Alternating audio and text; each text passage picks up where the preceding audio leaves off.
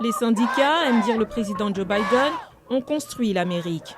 Mardi, il est devenu le premier président américain en exercice à se rendre sur un piquet de grève, rejoignant les travailleurs de la banlieue de Détroit qui entamaient la deuxième semaine de leur mouvement de grève pour obtenir une augmentation des salaires, une réduction de la semaine de travail et d'autres changements de la part des trois plus grands constructeurs automobiles du pays. M. Biden s'est bien gardé de préciser les termes qu'il soutient, se contentant d'affirmer qu'il est favorable aux droits des travailleurs. Tenez bon, parce que vous méritez l'augmentation significative dont vous avez besoin et d'autres avantages. Récupérons ce que nous avons perdu, d'accord ? Nous nous sommes mobilisés pour eux. Il est temps qu'ils fassent le même pour nous. Le président du puissant syndicat United Auto Workers, qui a soutenu la candidature de M. Biden à l'élection présidentielle de 2020, mais pas encore celle de 2024, l'a remercié.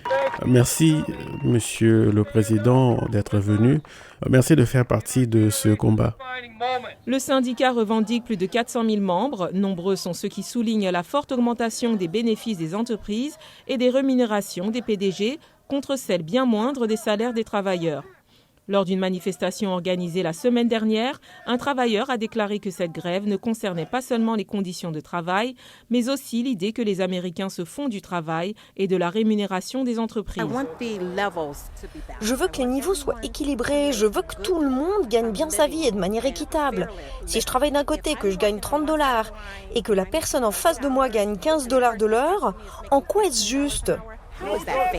General Motors, le plus grand des trois grands constructeurs automobiles, a évité tout commentaire direct sur l'apparition de M. Biden, mais a publié un communiqué disant « Nous ne nous concentrons pas sur la politique, mais nous continuons à négocier de bonne foi avec les dirigeants de l'UAW pour parvenir à un accord aussi rapidement que possible. »